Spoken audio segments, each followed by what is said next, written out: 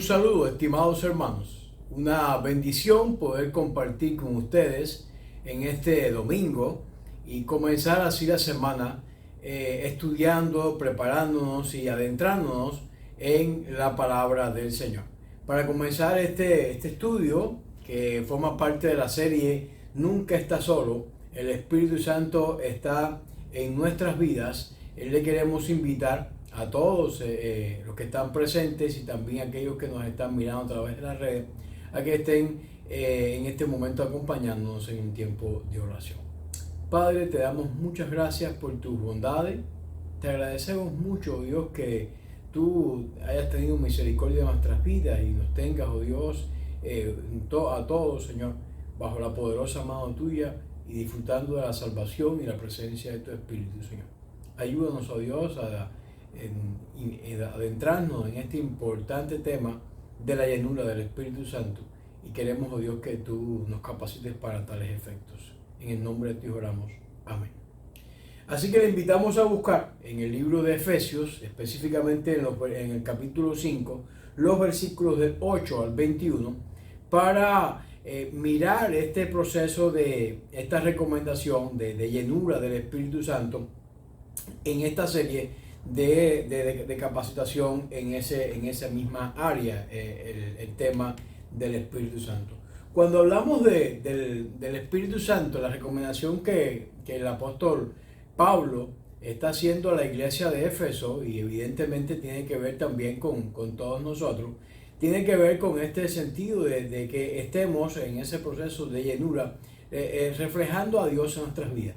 Esa debe ser posiblemente una de las razones fundamentales para anhelar esta intención que el apóstol, a través de las páginas de Éfeso, pues nos está transmitiendo a nosotros, la iglesia del Señor. Lo hace a través de los versículos del 8 al 12, en esta sección de esta parte del capítulo 5 que vamos a estar estudiando, abordando en el día de hoy. Pues hay algunos aspectos, entre ellos está la intención del apóstol de que como hijos de Dios seamos luz en este mundo. Dice así la palabra del Señor: porque en otros tiempos eras tiniebla, mas ahora soy luz en el Señor, y nos recomienda andar como hijos de luz.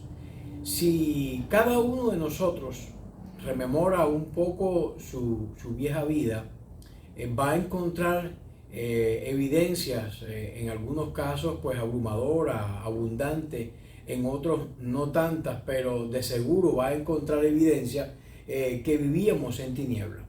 Por eso el apóstol está recordándole a la iglesia de Éfeso, y también nos recuerda a nosotros que en un tiempo pasado éramos tinieblas, pero también nos está llamando por medio de este versículo a que tengamos claro que en este momento somos luz, y ese proceso de ser luz es el que nos está llamando a que estemos caminando en el Señor, pero en su luz.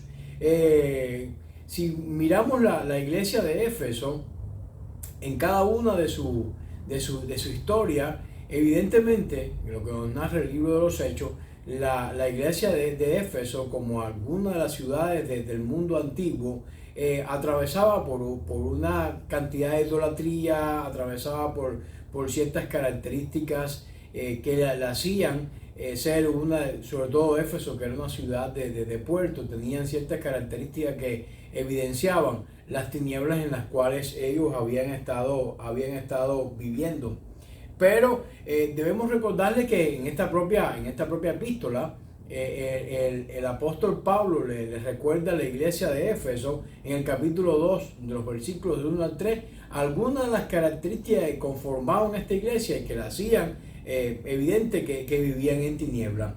Dice: os dio vida a vosotros cuando estabas muertos en vuestros delitos y pecados, en el cual anduvisteis en otros tiempos, siguiendo las corrientes de este mundo, conforme al principio de las potestades del aire, el espíritu que ahora opera en los hijos de desobediencia, entre los cuales también vosotros vivimos en otros tiempos, en los deseos de la carne. Y esta es una de las menciones que aparece en este capítulo 2, haciendo la voluntad de la carne y la voluntad de los pensamientos. Además, añade en esta descripción de la iglesia de Éfeso, éramos por naturaleza hijos de ira, lo mismo que los demás. Es decir que, aunque posiblemente Éfeso tendría características muy particulares, lo que el apóstol está diciendo en la iglesia de Éfeso, que ellos vivían en tinieblas, pero que esas tinieblas también estaban presentes en otras ciudades y en otras personas. De hecho, también el apóstol se incluye, dice, éramos. Recordemos que el apóstol Pablo había sido perseguidor de la iglesia y también por estar entenebrecido en su entendimiento, no había comprendido toda la dimensión de la persona de Cristo y por eso perseguía al Señor.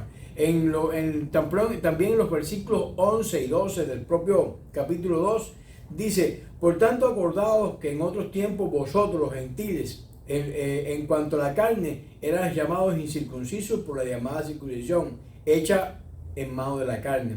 En ese tiempo estaban sin Cristo, y esa es una distinción que marca una diferencia notoria, alejados de la ciudadanía de Israel, ajenos del pacto, ajenos de la promesa, sin esperanza, sin Dios en el mundo. Esa es la descripción. Es una evidencia extraordinaria que el apóstol ha venido desarrollando en cada uno de los capítulos que han estado anteriormente, pues han sido leídos a la iglesia de Éfeso.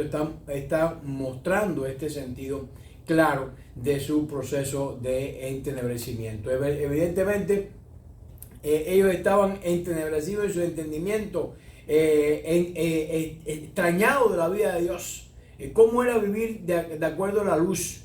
Evidentemente, o evidenciaba un cambio extraordinario, evidenciaban ciertas costumbres. Ellos caminaban sin Dios y ahora están caminando con Dios. El apóstol Pablo le es fácil escribir. Recordemos que de pronto aparece aquella luz que le ciega y él supo precisamente por carne propia ese cambio tan trascendental que ocurrió en su vida.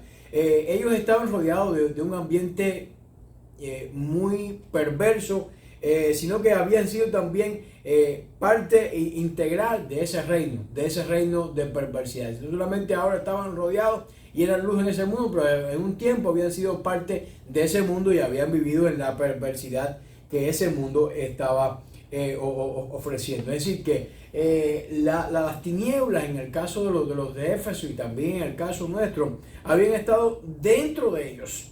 Es decir, habían sido parte de ese mismo proceso. Es decir, las oscuridades y las faltas de conocimiento del Dios verdadero lo habían llevado, como dice el libro de Hechos, a vivir en un proceso de depravación. Habían evidenciado lo que Isaías muestra en sus páginas, un proceso de abatimiento y vulnerabilidad que le hacía presa de ese mundo y de esas pasiones que la carne en la cual ellos habitaban pues vivía en ese tiempo. En segundo a los Corintios hay una descripción, dice, en los cuales el Dios de este siglo cegó el entendimiento de los incrédulos, para que no les resplandezca la luz del evangelio de la gloria de Cristo, el cual es la imagen de Dios. Porque Dios, que mandó de las tinieblas resplandece la luz, es el que resplandeció en nuestros corazones para la iluminación del conocimiento de la gloria de Dios en la faz de Jesucristo.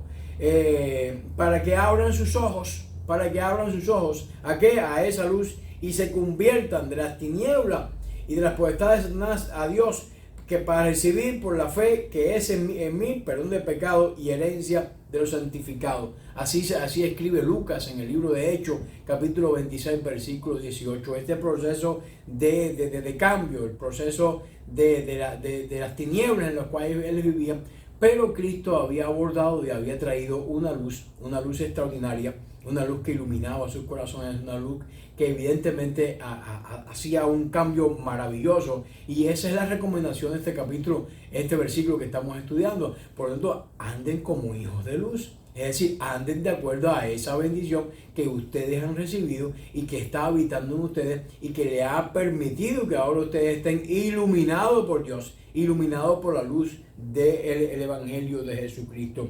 En Isaías capítulo 9, versículos 1 y 2, un texto bien conocido, dice de la siguiente manera: mas no habrá siempre oscuridad para los que están ahora en angustia, tal como la aflicción que le vino en los tiempos que livianamente tocaron la primera vez la tierra de Zabulón y la tierra de Neftalí. Pues al fin llenará de gloria el camino del mar, de aquel lado del Jordán, en Galilea de los gentiles. Estaba resplandeciendo esa luz. Esta profecía de Isaías, que siempre usamos este capítulo 9 de Isaías en su magnífica descripción en tiempos navideños del advenimiento, del nacimiento de Cristo en medio de la humanidad, pero trajo una luz, un resplandor, una estrella que iluminó, y esa luz que continuó, que se fue irradiando y que ahora está iluminando el corazón de los efesios, y ahora ilumina el corazón tuyo y mío. Es decir, evidentemente ahora los efesios pertenecían al reino de la luz, han entrado en el verdadero conocimiento de Dios. Su vida cambió. ¿Cómo ha cambiado también tu vida? Analiza ahora. Hace un tiempo te estuve diciendo que pensaras un poco en cómo era tu vida pasada, pero ahora te invito a pensar cómo es tu vida presente, cómo es tu ahora, cómo es tu aquí y tu ahora, en este mismo instante. Cómo ha sido el cambio que el Espíritu ha estado operando dentro de tu corazón. Como dice el Salmo 36, versículo 9, porque contigo está el manantial de vida, en tu luz veremos la luz. No hay manera de poder disfrutar de todo el colorido de este universo si no miramos a través del lente de Cristo, de esa luz que ilumina nuestros ojos y nos permite pues ver la correcta dimensión de la vida. Habla también de la justicia, la santidad. Dice Efesios en el capítulo 4, versículo 24, y vestido de un hombre, de un nuevo hombre, creado según Dios en la justicia, en la santidad, en la verdad. Ese es el cambio que está recomendando que tengan presente los de Efesios, y es también el cambio que Dios nos está recomendando a nosotros, como que tengamos algo presente. Y es eso, evidentemente, una prueba muy grande de la felicidad. Este mundo está buscando la felicidad, pero no hay felicidad más grande que ser iluminado por la luz de Jesucristo. No hay felicidad más grande en este mundo que andar tras las pisadas del Maestro. Por eso dice el Salmo 97, versículo 11, luz sembrada para el justo y alegría para los de recto corazón. Y alegría para los de recto corazón. No hay bendición más extraordinaria, más grande, más notoria, solamente en el Señor.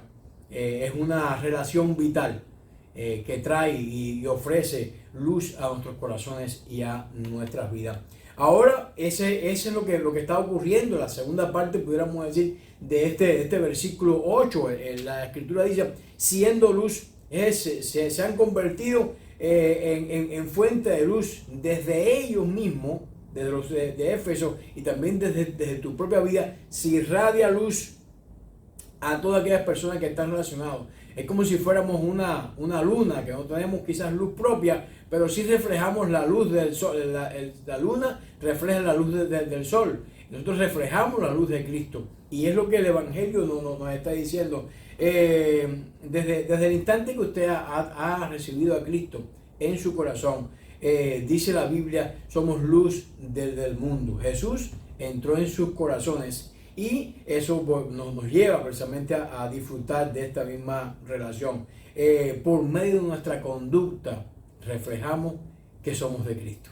Por medio de nuestra conducta reflejamos que somos de Cristo y reflejamos pues su luz y su bendición. Por lo tanto, la Biblia nos está recomendando que andemos siempre como hijos de luz. Ese es el proceso. Aquí otro hermoso semitismo. Ellos son ahora, por la gracia de Dios, la descendencia misma de aquel que es la luz verdadera. Ya no son más, como dice capítulo 2, versículo 3, hijos de ira. O como también el versículo 2 del capítulo 2 dice que somos hijos de desobediencia. Ahora, ¿qué somos? Hijos de luz. Ahora, ¿qué somos? Hijos de luz. Deben entonces, en consecuencia de vivir como hijos de luz. Es decir, en su vida diaria debemos ser todos, pues mantenernos fieles a los principios de lo que hemos llegado a ser, y debemos andar continuamente como hijos de luz. Es decir, vale decir que el conocimiento de Dios y de su voluntad sean constantemente la norma de nuestro actuar y la norma de nuestro proceder, la norma de nuestras vidas. Que la justicia, la santidad caractericen nuestra actitud, nuestra manera de vivir, en palabras, en hechos, y que ese sea el gozo de nuestra salvación, precisamente el contenido de nuestras vidas. Los versículos 9 y 10 nos describen de la siguiente manera: porque el fruto del Espíritu es en toda en bondad, justicia, verdad, comprobando lo que es agradable al Señor. Comprobando lo que es agradable al Señor. ¿Cómo se sabe entonces si uno anda como hijo de luz? La respuesta la ofrece este versículo. La respuesta es que la luz produce fruto, y ese fruto suplirá las evidencias necesarias para que todo el mundo sepa que usted es un hijo de Dios. Si por su fruto los conoceréis. Ese efecto de la luz en usted es el que transmite esa confirmación a las personas que están a su alrededor. Por eso cuando Mateo en su capítulo 5 versículo 16 dice: así alumbre vuestra luz delante de los hombres, para que vean vuestras buenas obras y glorifiquen a vuestro Padre que está en los cielos. Y glorifiquen a vuestro Padre que está en los cielos. Vean como dice el pasaje: para que vean vuestras buenas obras y glorifiquen. Es decir, el proceso está aquí en glorificar a nuestro Padre que está en los cielos. Evidentemente, las virtudes del corazón y de la vida, de la cuales pues proceden los buenos hechos, ha de ser entonces considerada a la luz de los frutos.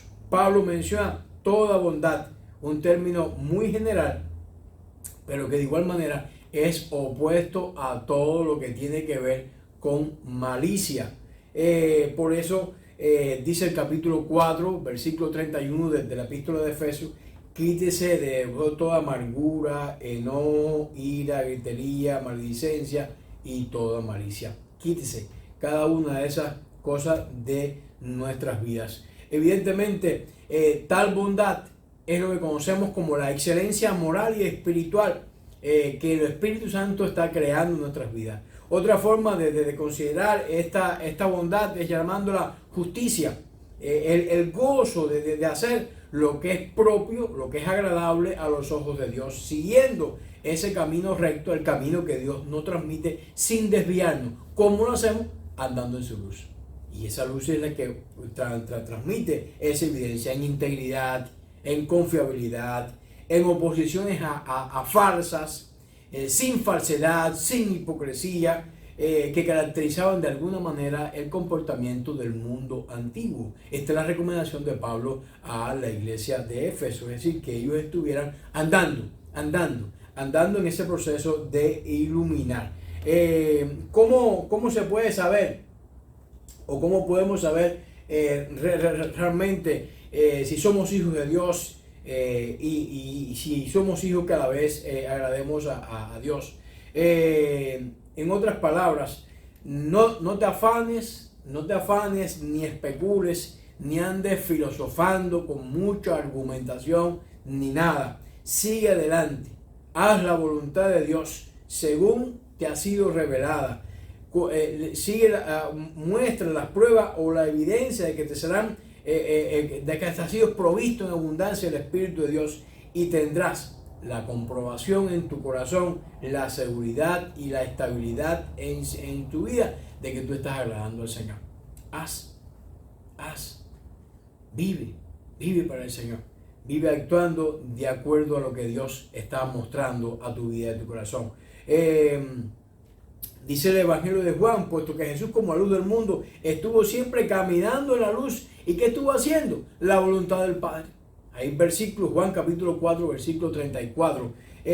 No nos sorprende entonces que una vez que ha recibido Jesús la seguridad de que Él estaba agradando a Dios. La evidencia está: este es mi Hijo amado en quien tengo complacencia. Y aun que vosotros, sus seguidores, muchas veces en la vida no escuchamos esa voz, ese sonido, esa voz audible desde el cielo. No obstante, nuestras acciones nos van el Espíritu, obrando toda esa llenura del Espíritu en nuestras vidas, nos va a confirmar de que estamos haciendo lo que es agradable y perfecto delante y para el Señor. Por lo tanto, ¿Cómo mostrarlo? Una de las maneras prácticas que el apóstol está transmitiendo a la iglesia de Éfeso es que aprendan a apartarse del mundo. Los versículos 11 y 12 dice de la siguiente manera: no tengan nada que ver con las obras infructuosas de la oscuridad, sino más bien denúncienlas, porque da vergüenza aún mencionar los que los desobedientes hacen en secreto. ¿Qué se entiende por obra de las tinieblas que en este pasaje habla? Ninguna influencia de la oscuridad. Por obra de las tinieblas se entienden cosas tales como la inmoralidad, la impureza, la avaricia, las obscenidades. Todo ello se menciona en el capítulo 4, versículos 25 y 32. Y en resumen, cualquiera de las obras que pertenecen al reino de la depravación son inspiradas todas por el príncipe de este mundo. Y tenemos como hijos de Dios entonces que tener ese proceso.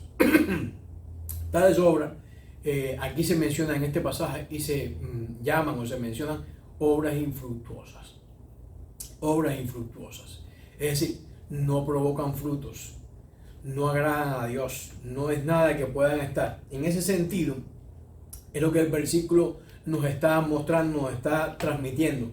Son estériles en el sentido de que no glorifiquen a Dios. No glorifican a Dios. Son estériles.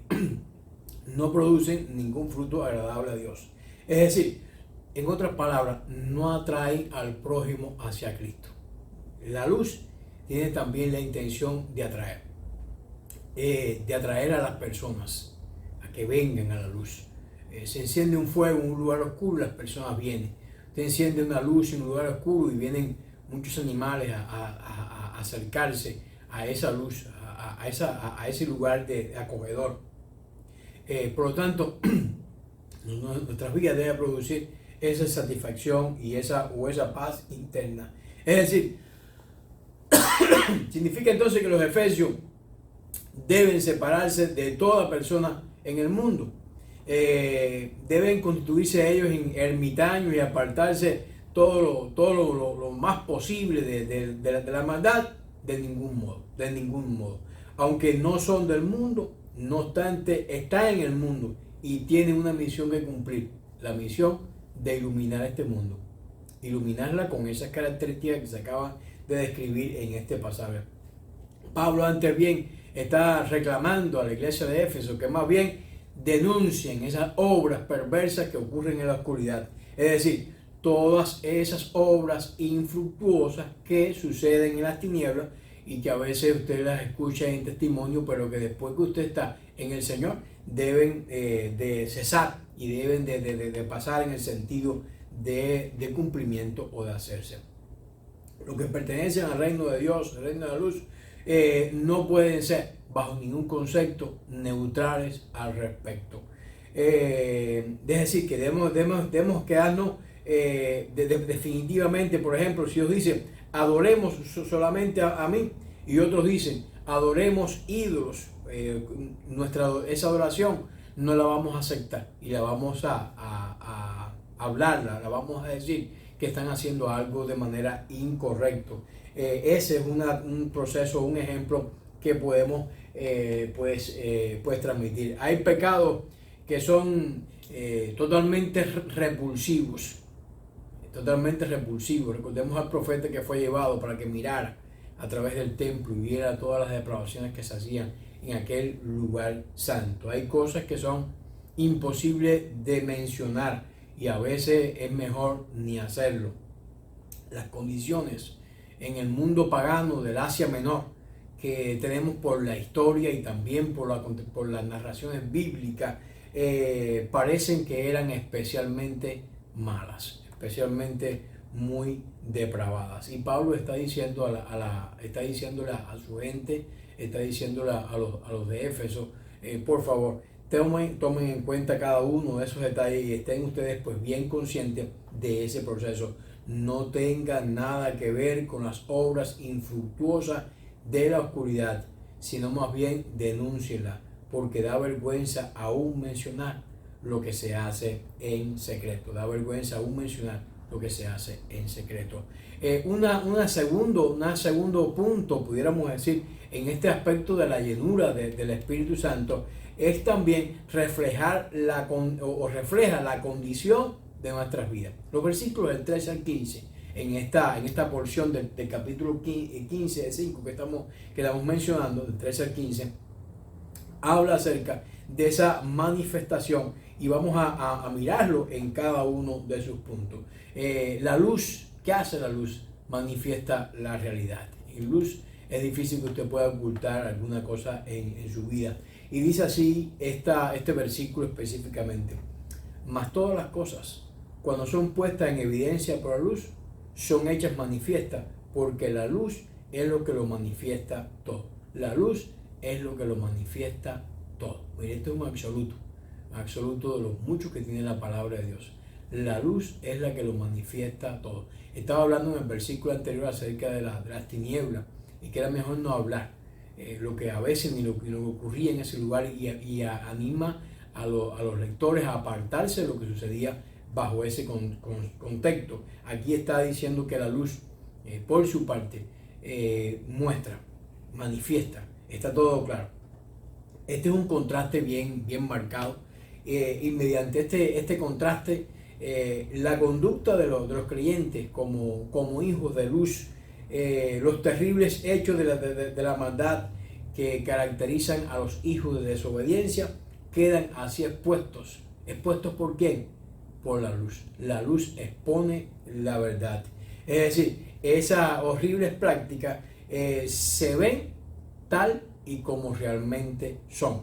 Y eso es lo que la luz debe estar o está provocando al interior de los creyentes. La verdad de esto queda demostrado por la regla que se expresa en la declaración siguiente: porque todas las cosas se hacen visibles en luz. Esto es todo. Y hablamos de ese absoluto. Sea actitud, sea palabra, sea práctica, todo queda manifestado, todo queda evidente, que se han hecho manifiestos por medio de este contraste. Pierde entonces su carácter oculto, que era el contraste que estábamos mirando. Toma la naturaleza de la luz y se ve entonces tal y como es, con toda su depravación y con toda su maldad. El énfasis entonces ha recaído más bien en este texto en los hechos, en los hechos más bien que en los hacedores. Todo lo que se expuso fueron los hechos. Sin embargo, se comprende de inmediato que al dejar al desnudo las maldades de las obras del hombre, los hacedores son indirectamente reprobados. Se les hace ver que grandes son sus pecados y también que son grandes su miseria, y en consecuencia la necesidad de un cambio de vida radical se hace imprescindible para sus vidas. Y ese es el propósito que la luz pues te está trayendo: la posibilidad de un nuevo modo de vida, la posibilidad de un cambio. Es decir, refleja la condición de nuestras vidas, pero no para que se quede estática contemplando su suciedad, sino para que se componga y se arregle hacia un nuevo horizonte o un nuevo proceso en la vida. El versículo 14 dice: por lo cual dice, despierte tú que duermes y levántate de los muertos y te alumbrará Cristo. Cuando miramos este pasaje, hay varias interpretaciones del mismo, o varias que dicen de dónde se saca el pasaje. Dios dice, puesto que el apóstol obviamente está considerando que esto que él está escribiendo en su epístola son palabras inspiradas, la pregunta sería: ¿de dónde proviene? Entre las muchas respuestas, hay dos que son las más conocidas. La primera, que proviene de Isaías capítulo 60, versículo 1, y tal vez ciertos pasajes relacionados con Isaías 9.2, versículo 26 y otros. Y otros consideran de que es un antiguo himno cristiano. En cuanto a la primera, fue favorecida por personas como Calvino, Finlay, Hooke y otros que luego abandonaron de inmediato estas observaciones por considerar de que no hay una similitud entre Efesios capítulo 5, 14 y Isaías 61. mirando estos dos textos y poniéndolos un poquito en correspondencia el uno con el otro, Isaías 61 y Efesios capítulo 5, versículo 14, encontramos algunos elementos para que ustedes consideren y lo vean como una curiosidad bíblica, pudiéramos decir. Isaías dice: levántate, resplandece, porque ha venido tu luz y la gloria de Jehová ha nacido sobre ti. Mirando en comparación uno con el otro, levántate y resplandece tiene que ver con ese proceso de despiértate tú que duermes. Es decir, si se despierta, pudiera expresarse como una paráfrasis de lo que Isaías está diciendo, porque ha venido tu luz, y levántate de los muertos. El proceso de resurrección que trajo esa luz y ese cambio de Cristo, pues evidentemente está reflejado en este proceso.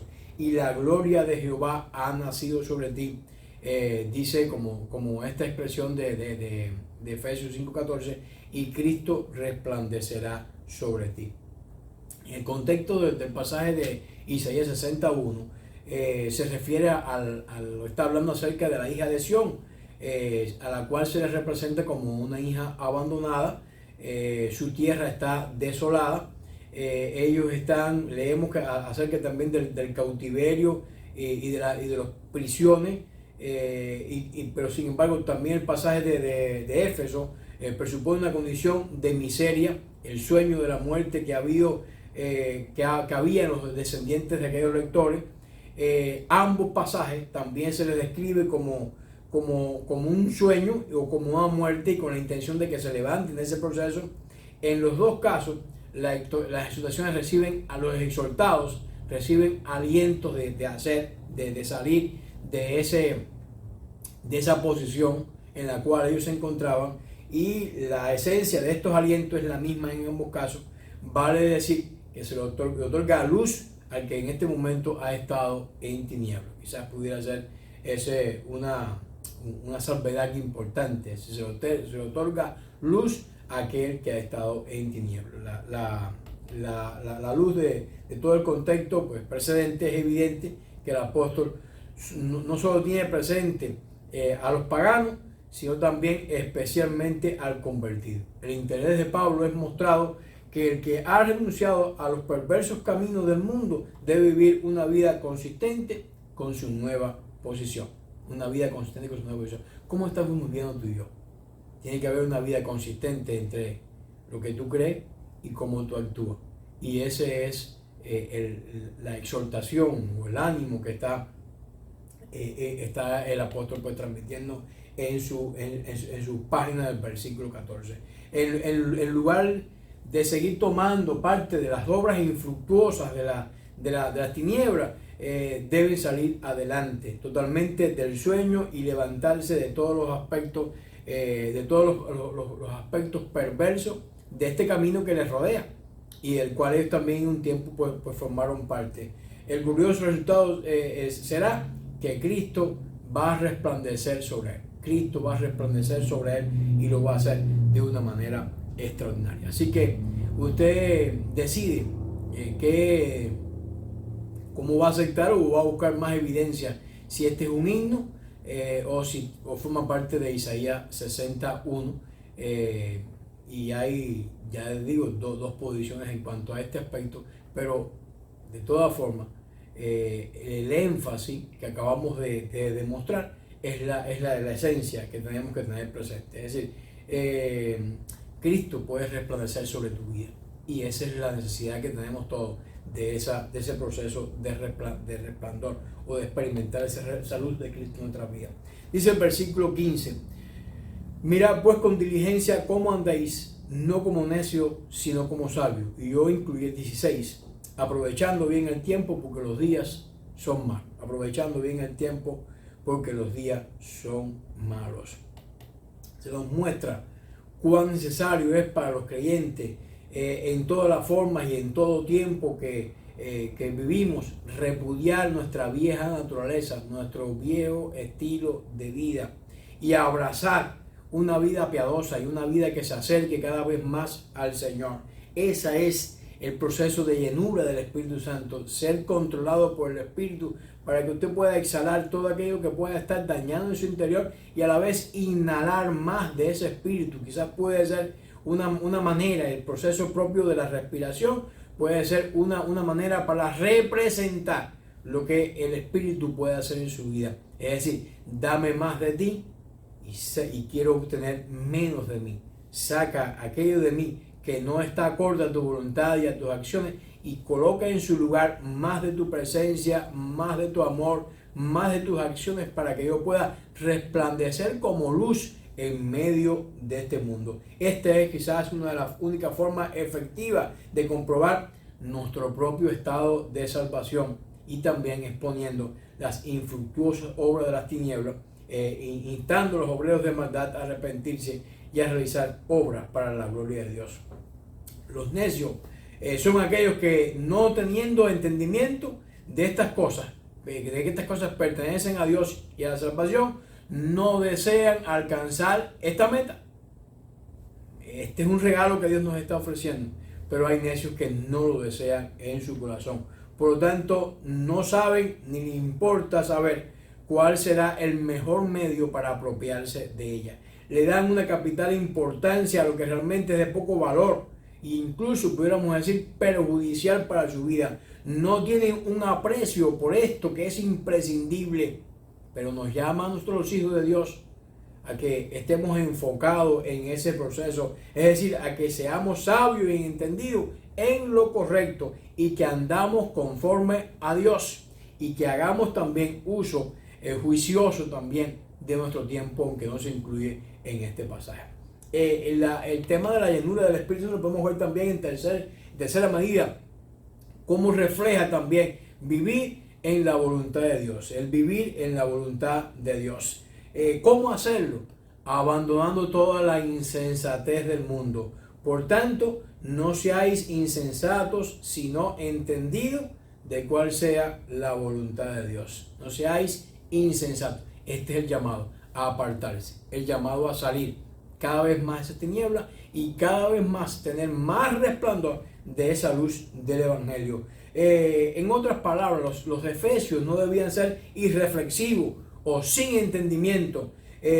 No han de mostrar falta de sensatez, lo que equivale a decir que no sean necios, que lo habíamos explicado anteriormente. En otras palabras, equivale a decir que le demos importancia a que la luz de Cristo esté cada vez iluminando más nuestros corazones y nuestros vidas. Por lo tanto, se puede interpretar a la luz del contexto precedente como diciendo: en vista de que el peligro es tan grande, la maldad es tan espantosa, la oportunidad es tan preciosa y en vista de la necesidad de una constante vigilancia y de un intenso esfuerzo y un firme celo, que no debéis ser absurdos. En otras palabras, pudiéramos decir: pónganse para la cosa y acepten, porque esta puede ser tu última oportunidad. En otras palabras, no hay otra opción. Por eso la Escritura dice: yo soy el camino, la verdad y la vida. No hay otra opción. No dice que hay varios caminos, hay un camino y el camino se llama Cristo. Yo soy el camino, dice Cristo. No hay otra opción. Acojámonos a esa luz y tengamos presente con mucho cuidado, mucha sensatez en cómo es nuestra vida, cómo es nuestro actuar, cómo es nuestro caminar con el Señor y que estemos verdaderamente cerca de ese proceso. Esa es una de las manifestaciones más notables de falta de sensatez. Y aquí aparece en el versículo 17 cuando nos manda que abandonemos un poco la insensatez del mundo, y es la borrachera. Su antídoto que se presenta en este pasaje tiene que ver con el ser lleno del Espíritu Santo, que indica una vida con un mejor entendimiento o una mejor acción. Cuando estamos acercando, ¿no?, a cada uno de estos elementos, es importante que tengamos claro en el proceso de la borrachera que acabamos de describir o mirar. Hay varias opiniones, varias intenciones y varios contextos. Cuando miramos aquí no está haciendo una censura con relación al consumo de vino. De hecho, el apóstol Pablo había recomendado al joven Timoteo que tuviera con moderación, ya no tomes más agua, consume un poco de vino, pero sí se enmarca de una manera bien precisa la temática de la borrachera. ¿Por qué? Porque la borrachera formaba parte del mundo antiguo, formaba parte también de las bacanales, de esas festividades que se hacía a los ídolos, y era una tendencia en ese mundo a que ellos pues pudieran vivir acercándose a ese mismo contexto y a ese mismo sentido, acercándose a vivir sin una cercanía precisa del Espíritu. En su lugar, lo que el pasaje nos está diciendo es que pongamos más bien al Espíritu de Dios en nosotros y que estemos bien cerca de Él en ese mismo contexto o en esa misma intención. Dice entonces este pasaje: no te embriaguéis con vino, puesto que porque hay desenfreno, más bien sé lleno del Espíritu Santo. Habla entre otros con salmos, con himnos, con cánticos espirituales, cantando y alabando al Señor en vuestros corazones. La Escritura menciona en muchos lugares los gritos de gozo. El Salmo 5, por ejemplo, es uno de ellos. Habla también la plenitud del gozo, el Salmo 16. El gozo forma parte del pueblo de Dios. De hecho, cuando Lucas nos habla dice que hay nueva, el canto angelical es nueva de gran gozo. Un gozo indecible, un gozo lleno de gloria, es como Pedro describe ese gozo que viene del Señor. No obstante, el alborozo impropio de producirlo de manera incorrecta es algo que está totalmente fuera de lugar. Es decir, y eso es la borrachera, que origina o provoca un gozo, pues pudiéramos decir, de cierta manera, de cierta forma transitorio y demás. Dice la palabra de Dios en este versículo 18 y 19: es impropio buscar excitación por medio del excesivo uso del vino. Lo que se prohíbe es el abuso del vino, no su uso. Aquí citamos el pasaje de 1 Timoteo capítulo 5, versículo 3. Ya no bebas agua, sino usa un poco de vino por causa de tu estómago y de tu frecuencia en enfermedades. Tal abuso era un peligro real para la iglesia primitiva. Abuso era un peligro real para la iglesia primitiva, como ciertamente lo es también hoy día. Esto queda demostrado porque era difícil. Queda demostrado porque hay muchas restricciones en la palabra de Dios. Encontramos también en Timoteo: el obispo debe ser irreprensible, no dado al vino. Es decir, en otras palabras, uno que se detenga junto al vino.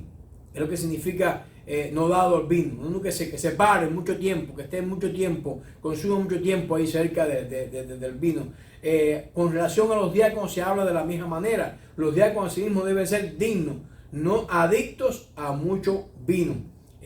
Tito le habla también a las ancianas: exigir que las ancianas igualmente que sean reverentes en su porte, y usa la palabra no esclavas del vino, no esclavas del vino. En otras palabras, la intoxicación no es el remedio efectivo para los afanes y las preocupaciones de esta vida.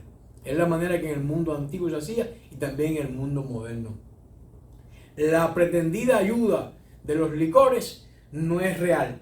Es el pobre sustituto que el diablo, este gozo indecible y lleno de gloria que Dios provee, Satanás está siempre buscando algo con lo cual sustituirlo por lo que verdaderamente es bueno. El emborracharse con vino está asociado con una vida licenciosa y una conducta disoluta y temeraria. Tito así lo corrobora, el capítulo 1, versículo 6. También que por una persona que continúa así no puede ser salva, pero no necesita continuar así. El hijo pródigo, de lo que inolvidable, de aquella parábola también del hijo pródigo, nos está diciendo que vivió una vida de disolución, y es lo que está diciendo aquí en el versículo 18, que se aparten de ese proceso. El hijo pródigo volvió en sí y regresó a su Señor. La extravagancia y la falta de sobriedad sean combinadas en la conducta, y es una probabilidad también de lo que llamamos una vida disoluta. Además, en el Antiguo Testamento se usaban dosis abundantes de vino para olvidar las preocupaciones. también para adquirir jovialidad y también para comunicarse con los dioses. Se emborrachaban para caer en estos procesos de éxtasis y poder recibir lo que ellos llamaban los mensajes de los dioses. Tal necedad muchas veces está relacionada con orgías. Por ejemplo, a Dionisio era una de ellas. Lo que entonces dice es lo siguiente: la borrachera no conduce a nada bueno, sino al vicio, y ella no brinda placer legítimo, ni un conocimiento útil, ni una tranquilidad perfecta. No os ayuda, sino más bien lo que hace es que lo perjudica. Por eso el apóstol está diciendo: no se embriaguéis con vino, antes más bien ser lleno del Espíritu Santo. Es decir, este precioso tesoro del Espíritu Santo es esta que nos ayuda a entender la divina voluntad, que nos va a ayudar de una manera tremenda. Al reunirse los creyentes, no deben entonces dedicarse a fiestas desordenadas, sino a edificarse mutuamente, a hablarse el uno del otro, con cantos cristianos. Esta plenitud es lo que nos está diciendo. Deben hacer música con la voz y cantando en cualquier sitio. Los versículos finales 20 al 21 dice: dando siempre gracias a Dios por todo y Padre en el Señor Jesucristo, someteos unos a otros en el temor de Dios. Estas son palabras de acción de gracia. Es el reconocimiento de los beneficios recibidos y propone que las personas hagan dos actividades: que las bendiciones que disfruten reconozcan que fueron otorgadas, de modo que honradamente no pueden atribuirse ellos ningún crédito. Es obra de Dios, la luz de Dios. Que ellos son totalmente indignos de ella. Somos indignos de eso, pero por gracia el Señor lo ha entregado a nuestras personas, que son grandes y que son muchas. Tenemos que estar continuamente agradecidos de lo mucho que el Señor ha puesto y ha entregado en nuestras vidas. El afecto de unos con otros, la humildad y el animarnos para cooperar unos con otros, los miembros del cuerpo de Cristo, son las virtudes que se hayan implicadas en este pasaje y son parte de esta llenura del Espíritu. Por lo tanto, ¿cómo ser lleno del Espíritu? Bueno, o de qué manera este pasaje nos los enseña. Primero, reflejando a Dios en nuestras vidas, siendo luz, agradando a Dios y apartando del mundo. En segundo lugar, reflejando también nuestra condición de vida, que somos hijos de Dios, porque a la luz de Cristo se va a manifestar toda la realidad. Se van a evidenciar las obras y la luz nos va a animar a esas actividades. Y en tercer lugar, reflejar cómo se vive en la voluntad de Dios. Eso estamos haciendo los hijos de Dios en este tiempo y proceso, abandonando las necesidades del mundo, alcanzando esa plenitud del Espíritu y agradecido a Dios por todo. Por esa razón, nunca estás solo, nunca estás solo. El Espíritu de Dios está en tu vida y el Espíritu está trabajando contigo para que tú ilumines. No te quedes, resplandece en este mundo para la gloria de Dios. Oremos. Padre, en esta hora te damos gracias por tu palabra, por esta reflexión en este pasaje de Efesios. Señor, ayúdanos, oh Dios. Te agradecemos mucho por la manera en que tú nos aconsejas. En el nombre de ti oramos. Amén. Que Dios les bendiga y les esperamos el próximo domingo.